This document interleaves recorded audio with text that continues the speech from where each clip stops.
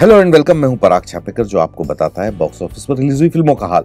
तो इस हफ्ते रिलीज हुई ढेर सारी फिल्में, लेकिन हम बात करेंगे दो फिल्मों की। डायरेक्टर विजय गुट्टे की द एक्सीडेंटल प्राइम मिनिस्टर और आदित्य धर की film Uri the surgical strike. तो सबसे पहले बात करते हैं द एक्सीडेंटल प्राइम मिनिस्टर की। यह फिल्म आधारित है संजय बारू की किताब पर, जो मनमोहन सिंह साहब के मीडिया एडवाइजर थे जब वो प्रधानमंत्री थे। उन्होंने जो देखा पीएमओ ऑफिस में, उसको उनके पॉइंट ऑफ व्यू से उन्होंने उस किताब में लिखा और इस पर यह फिल्म बनी। अब सवाल ये उठता है कि ये जो फिल्म है आपको मौका तो देती है पीएम ऑफिस में झांकने का, राजनीतिक गलियारों में किस तरह की एक्टिविटीज चलती है उसको समझने का। ये फिल्म हमको कहीं भी ये मौका नहीं देती कि डॉक्टर मनमोहन सिंह, जो एक बहुत बड़े जीनियस थे इकोनॉमिक सेक्टर के, उन्होंने क्या रिफॉर्म्स किए, उनको क्यों महान माना गया। ये किसी भी एक सीन में इस बात का उल्लेख ये फिल्म नहीं करती। दूसरी बात, आपने इतना सारा टीवी का फुटेज का इस्तेमाल कर लिया तो वो मेरे लिए फिल्म नहीं, एक डॉक्यू ड्रामा की तरह ये फिल्म मुझे लगती है। इसको मैं डॉक्यू ड्रामा कहूंगा। तो कुल मिलाकर एक इंडियन पॉलिटिकल सिनेरियो में एक प्रधानमंत्री किस तरह से एक नेहरू परिवार के दबाव में रहा, किस तरह पार्टी के दबाव में रहा और किस तरह जो उसके काम करने की इच्छा थी और वो नहीं कर पा रहे थे, इसकी छटपटाहट में दबा रहा।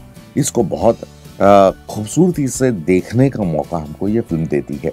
तो कुल मिलाकर ये फिल्म अनुपम खेर के शानदार परफॉर्मेंस के लिए देखी जा सकती है, प्लस अक्षय खन्ना जो संजय बारू बने हैं उनके जो दमदार प्रेजेंस है पूरी फिल्म में, उसके लिए देखी जा सकती है। मैं इस फिल्म को देता हूं 5 में से 2.5 स्टार। इस हफ्ते की दूसरी फिल्म है डायरेक्टर आदित्य धर की उरी द सर्जिकल स्ट्राइक। ये एक ऐसा इवेंट था जिससे हम हर हिंदुस्तानी जुड़ा हुआ है और ये एक ऐसी मिस्ट्री थी जिसको जानने की सबकी इच्छा भी है। तो ये फिल्म जब मैं देखने गया तो मुझे एक पूरा एक आपको लगता है कि आप उनके साथ साथ ट्रैवल कर रहे हो, आप देख रहे हो, समझ रहे हो।